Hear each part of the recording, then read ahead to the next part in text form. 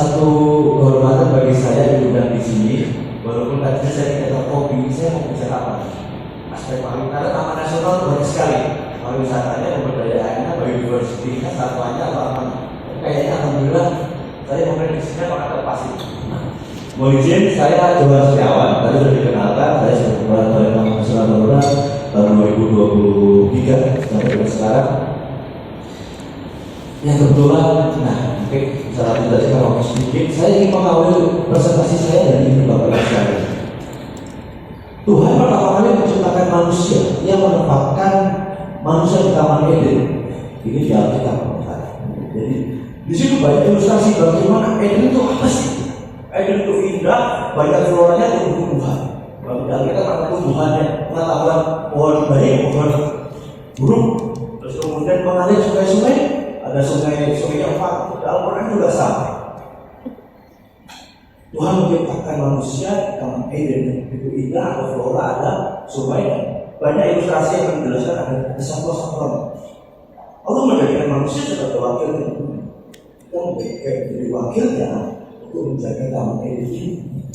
Next, oleh karena itulah kira-kira pemerintah India Belanda tahun 1928 buat reservat ditetapkan Taman Nasional Baluran, tapi hutan Baluran ditetapkan sebagai area konservasi satwa liar oleh Dr. Delverman. Tahun 28 itu pemerintah Belanda sudah barangkali sudah qualified, sudah bisa memperkaya inilah Edennya di bumi begitu. Kemudian pemerintah Indonesia tahun 1980 menetapkan sebagai Taman Nasional. 5 taman nasional yang ditetapkan pertama kali salah satunya adalah Taman Nasional Baluran. Ada Komodo, ada Gunung Besar, ada Ujung Kulon, ada. Nah, artinya apa? Ini ekosistem asli yang ini dari dulu beda. Pas saya kerja sebelumnya Taman Nasional Gunung Baru ditetapkan pemerintah Indonesia baru tahun 2004. Kalau ini memang sudah alami. Lanjut. Apa itu Taman Nasional? Taman Nasional adalah area pelestarian kawasan pelestarian alam yang memiliki ekosistem asli. Makanya di situ asli diberikan Belanda sudah menetapkan itu dan dikelola dengan donasi untuk riset, science, education, sport conservation, pariwisata dan kejuaraan. Barangkali nanti ini nyambungnya kita berada pada Indonesia yang sama. Bapak Ibu lakukan pembangunan, kami di situ inilah bagaimana menjaga dan mengelola secara donasi. Ada 55 taman nasional di Indonesia yang kalau saya bisa lihat itulah Taman Eden. Sisa-sisa yang Taman Eden yang ada di Indonesia yang harus kita jaga kelestarian. Barangkali di tempat lain di Kota Banyuwangi boleh rusak, kalau rusak ini jangan. Barangkali di tempat lain boleh berubah ekosistemnya, fungsi ekologisnya berubah, kalau bisa ini jangan. Karena inilah peninggalan terakhir. Benteng terakhir. Nanti saya sampaikan kenapa itu penting. Lanjut.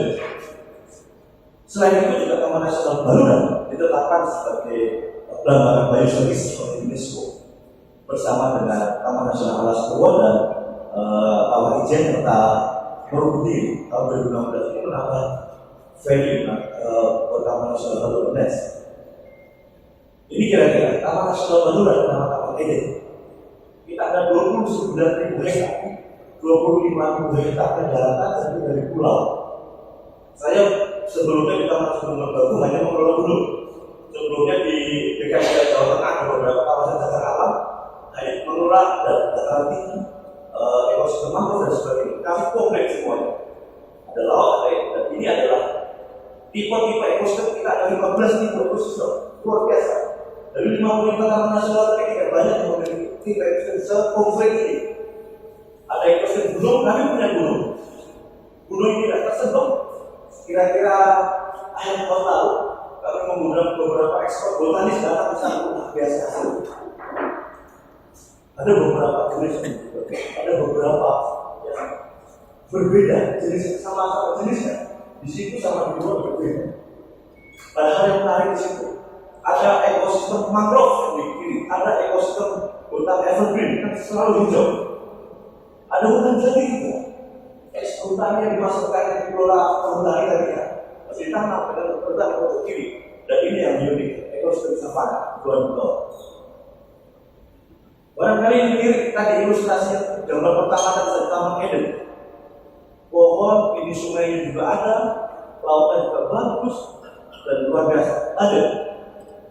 Ini tipe ekosistem atau biodiversity yang ada di Laut Taman Nasional Lura. Sangat cantik. Spot divingnya juga sama. Jadi bapak saya tidak terkopi kalau Pak Kandara dan orang ibu sekalian besok mau ke Salura. Saya tahunya ada acara di sini sampai besok. Saya kan besok harus Jakarta mau izin dari besok menemani Pak Kandara. Dan ini ekosistemnya juga masih sangat besar. Ya, nice. Nah, 15 ekor ekosistem yang ada di sini. 15 ekor ekosistem. Biasanya Taman Nasional ada 3, 4, 5. 15 ada di Taman Nasional baru. Yang paling unik ada ini, yang paling bawah ini yang flagship spesies adalah banteng. Banteng Jawa berbeda dengan banteng yang lain. Banteng Jawa. Allah menciptakan banteng Jawa ini sekarang hanya ada di 3 tempat. Balungan alas buah berdiri dan satu sedikit di Kulon sekarang mengaris sudah ada. Hanya 3 tempat Pak Edennya balungan alas buah dan berdiri. Balungan kami hitung 211 ekor yang hidup ya. Leopard, macan betul ada 34 ekor dan moras kebanyakan. Dan ini adalah satu tuan rumah yang kalau bapak datang ke Balungan pasti akan sampai berusaha ratusan ribu. Tapi saya khawatir di sini. Kita berhadapan kita mengelola satwa liar. Satwa liar kalau terganggu stres itu tinggi. Nah itu perlu bapak ibu ketahui. Gangguan intervensi akan begini. Jika dia tidak mampu menyesuaikan diri, dia berdiri. Paling simpel. Dari contoh ketika saya mau mengambil banteng, saya masukin kandang. Mau saya putar agar kekayaan dirinya kalau itu dengan dikejar-kejar mati baru dikejar mati. Ini siapa nak itu begitulah satu beda dengan satu yang sudah didomestikasi. Kalau sudah didomestikasi itu dia dekat sama manusia. Tidak begitu stres. Dia kalau stres mati. Kalau kita stres stroke. Banteng lanjut. Ini satwa yang naik. Tadi ini spesies ini hasil penelitian dari UGM dan ini juga kritis. Tapi saya ini tidak banyak famili yang mau mendanai famili anjing, tapi sini mirip hyena aja. Karena familinya anjing, jadi secara seksi lebih baik mendanai.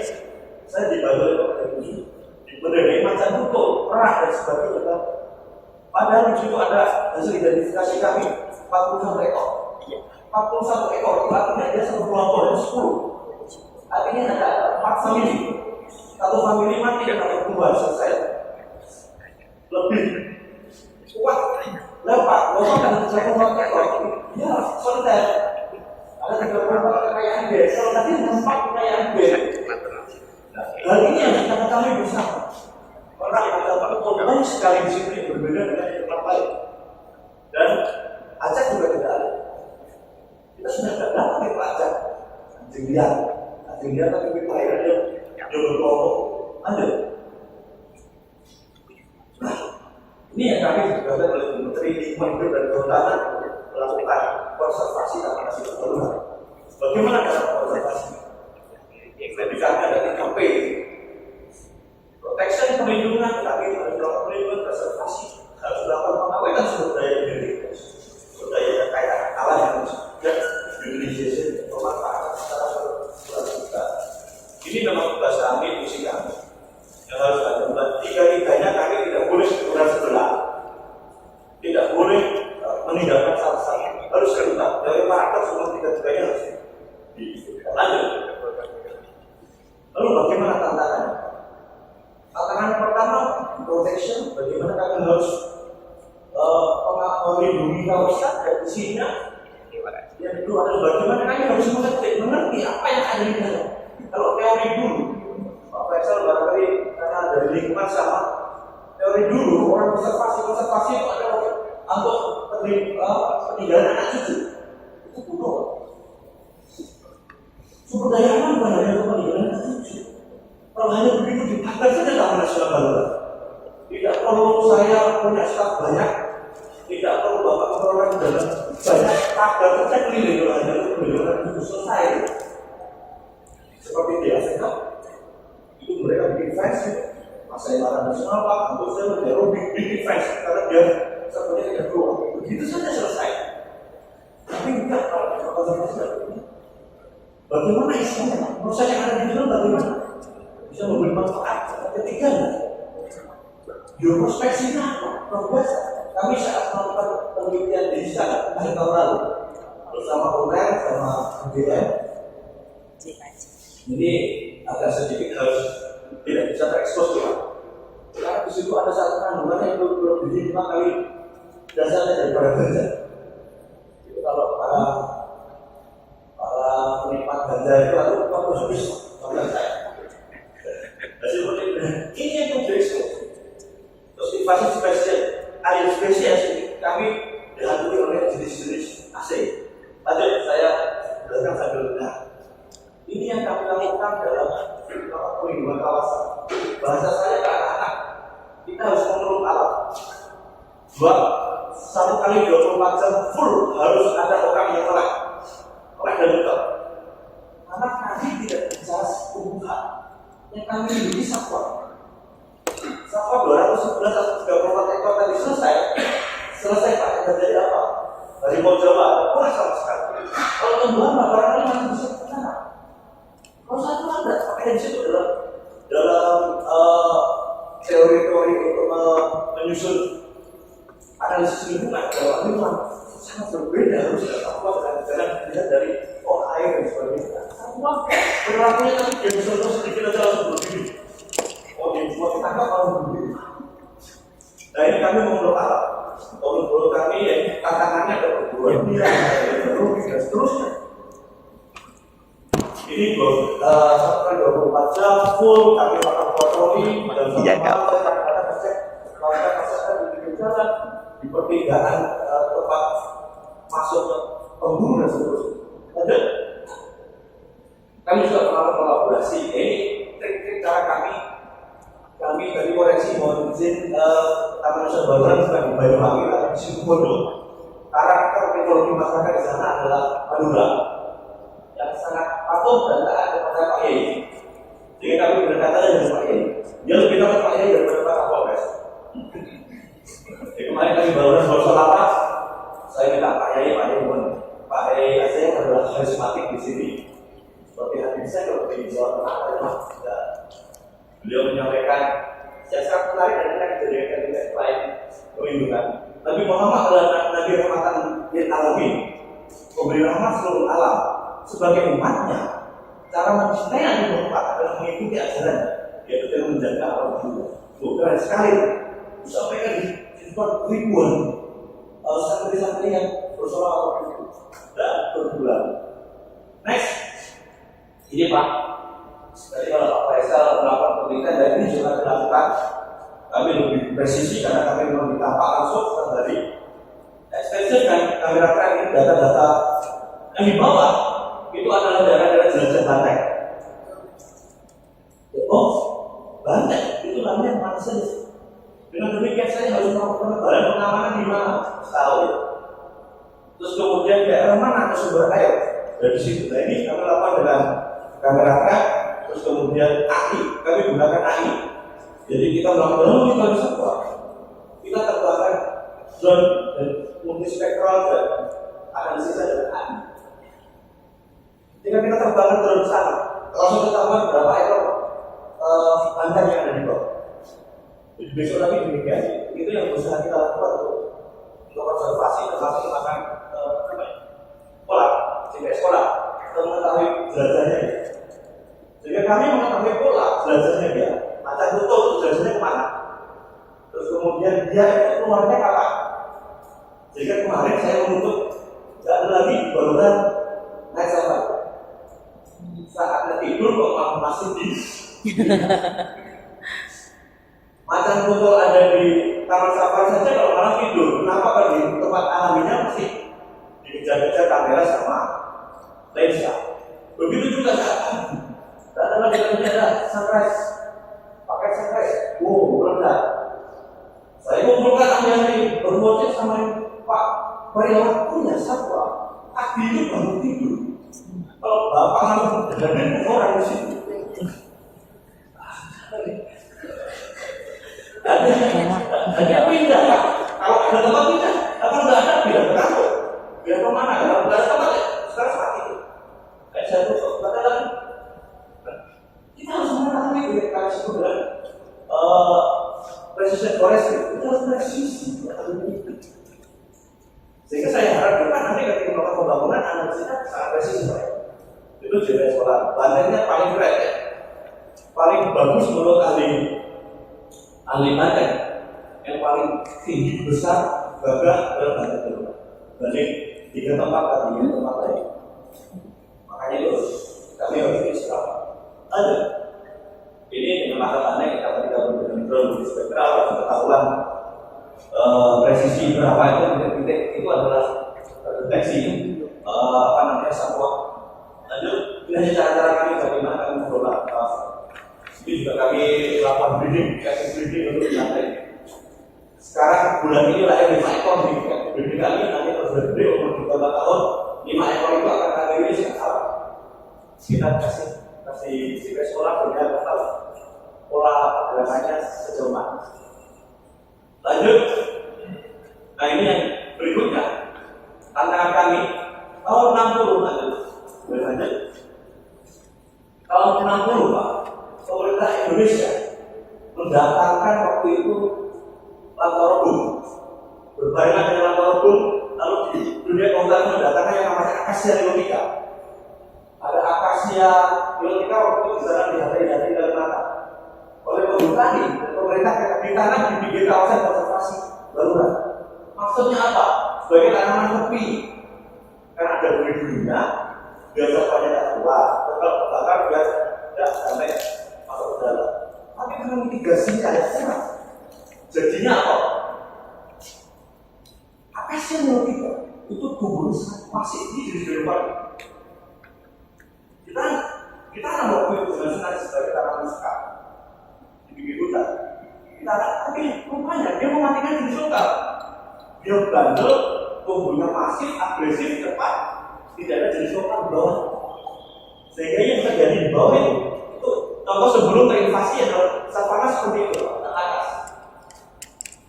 Setelah terinvasi jadi hutan Pak savana.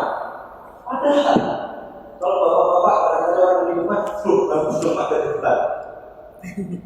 Ekosistem limasnya barulan itu savana terbuka di situ, di rumput. Jangan malah di tangan hutan, salah. Gagal paham benar. Jadi akasia ini terinvasi dari hutan. Tapi bawahnya nggak ada rumput Pak, bisa dilihat di situ.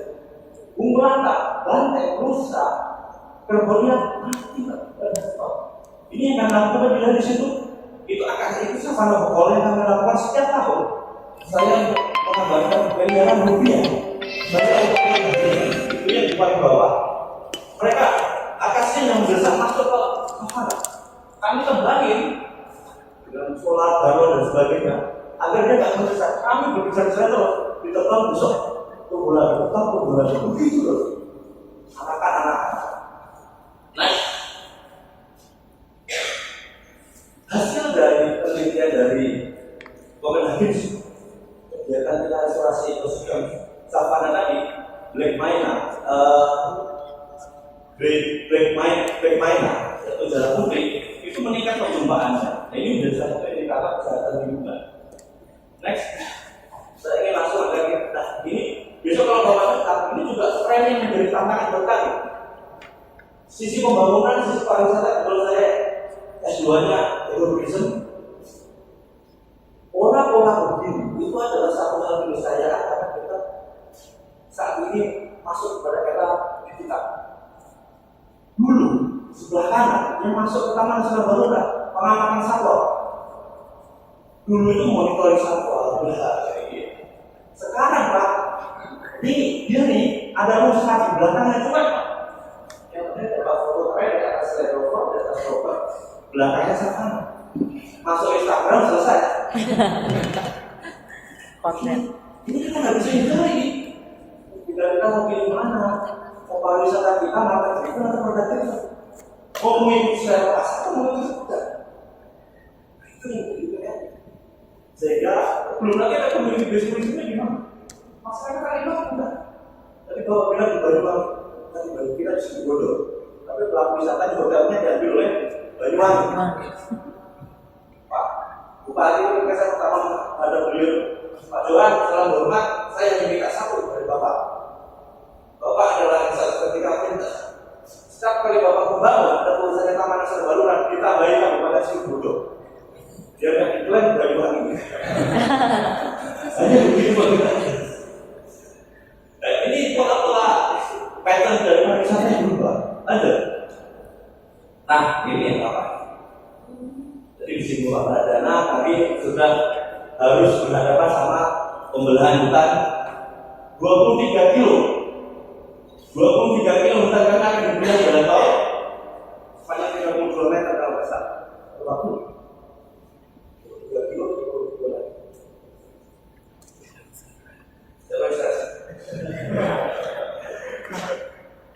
Juga PLN sudah ada PLN dari kami, kalau belum bang.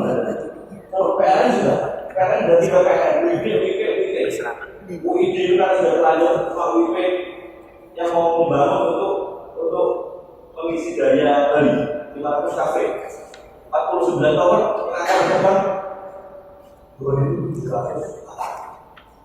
2.700 batang kalau dipotong ada batangnya 11 4, berarti kan 2.700 4. Tapi harus nemu di mana yang bisa gunung.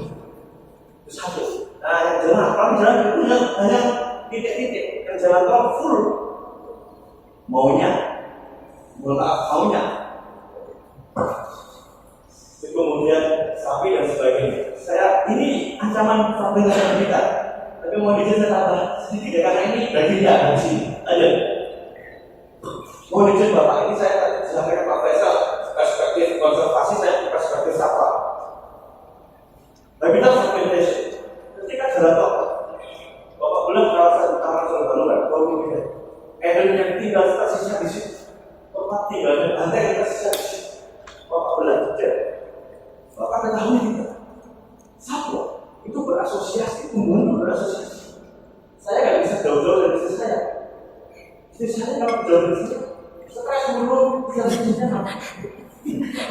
Hanya sama, satwanya sama di situ. Ini ada beragam. Ketika di bulan dia tidak terkoneksi. Satu, bantai atau tutup, butuhnya 1 km persegi untuk jalan-jalan. Dan Bapak tahu kita makos, dia stres nanti. Satwa lihat ini bukan satwa taman safari, mati Pak, dibelah. Kepunahan lokal yang terjadi. Jika itu betul-betul full difermentasi, harus ada solusi. Asosiasi tumbuhan itu berasosiasi. Setiap kali Bapak ada jenis A, yakni di situ pasti ada jenis B. Karena ada asosiasinya di situ. Kalau ilmu botaniknya, sehingga itu ancaman terbesarnya ketika fragmentasi lebih terkait pembangunan. Lanjut, ini kira-kira ya, impact of ecosystem services.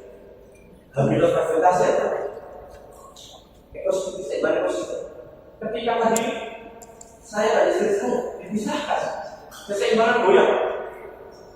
Anak saya dapat satwa sama, tumbuhan sama.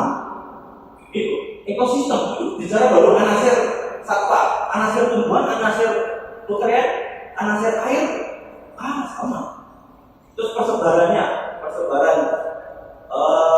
koordinasi, terus kemudian nutrien cycle dan water cycle. Ketika dibelah sumber air, tadinya macam dibelah di sini, di sini ada dalam di sini, dibelah, lihat, saya nggak bisa kesana. Mulai pompa nggak boleh, nggak apa-apa polisi. Ya yang mau minum mana saja. Kemudian energinya, satwa itu butuh namanya kami sapi. Sapi itu penggaraan. Banteng, macan tutul, rusa itu selalu datang ke dekat-dekat di laut. Kalau nggak kami kasih ke dalam blok itu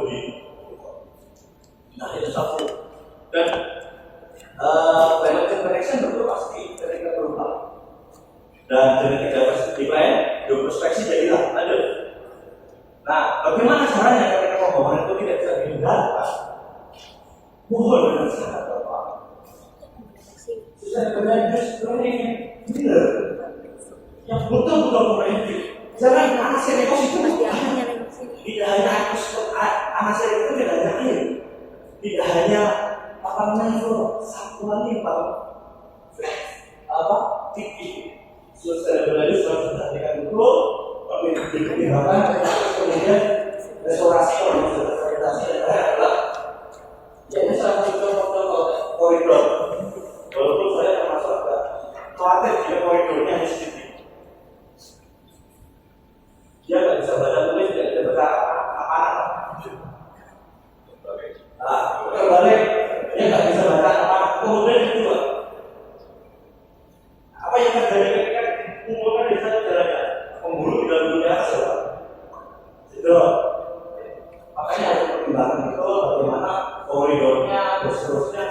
Kalau bicara biaya, untuk banyak karena yang jalan kemarin di 2006 ada jalan tol. Itu 23 km itu sudah 16 km elevated. 16 km elevated, sisanya 4 km darat. Tapi terus terakhir datang saya berubah semuanya darat dibuat gorong-gorong.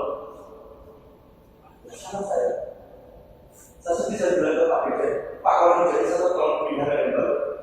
Saya nggak sanggup menanggung nanti kalau badan saya hilang.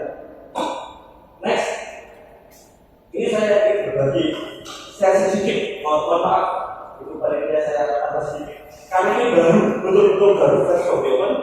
Kami kepala balai desa itu belum disosialisasi. Baru tanggal 7 nanti akan disosialisasi undang-undang penggantian 1994. Udah ada 32 tahun 2024. Apa yang dimiliki di situ? Aku ada penguatan sanksi dan pidana.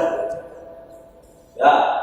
Dan ada menariknya adalah penjara paling singkat 4 tahun, ada paling singkatnya Pak. Ada denda paling sedikit, ada kategori 4. Siapa saja ada korporasi di situ yang mengurangi luas kawasan, itu Bapak Sofi enggak. Yang PB ini yang mengerikan, menghilangkan dan atau menurunkan fungsi KPR. Jalan tol, ketika menurunkan fungsi kawasan persalinan alam, kalau polisinya tidak cintai, bisa nggak kemudian pasal ini? Sangat bisa. Apa itu?